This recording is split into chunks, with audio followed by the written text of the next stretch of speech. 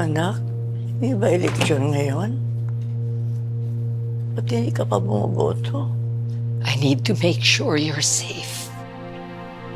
Olivia, kailangan magpakita ka sa mga tao, sa mga botante.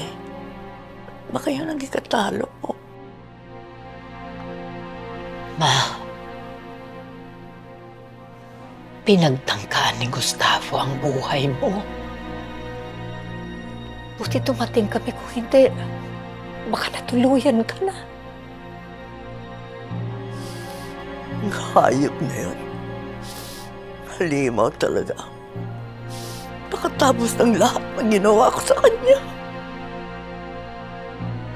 Baka walang yan.